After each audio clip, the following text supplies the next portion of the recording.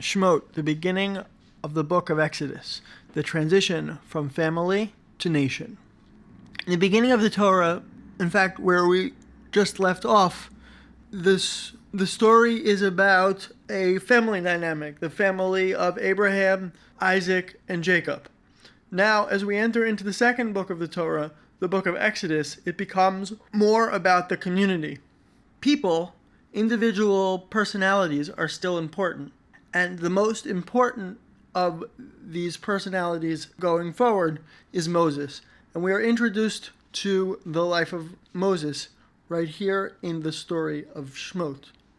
Moses' life begins with him facing many challenges. The first is that Pharaoh has decreed that all male children should be killed by drowning them in the river. And so he is saved from that by Miriam and then put into the river. The river that was supposed to kill him actually saves him, and he is rescued by one of Pharaoh's daughters, Batya, who raises him as a prince of Egypt, where he begins to learn about leadership.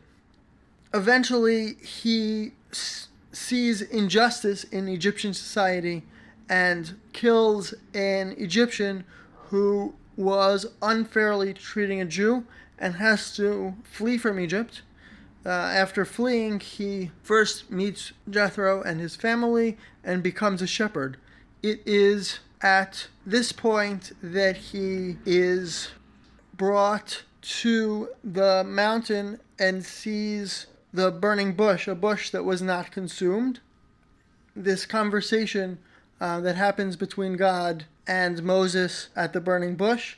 There are many different parts to the conversation, but the most interesting is a part of the conversation where Moses and God are speaking about what Moses should do, and he begs God to give the task to someone else because of his speech impediment.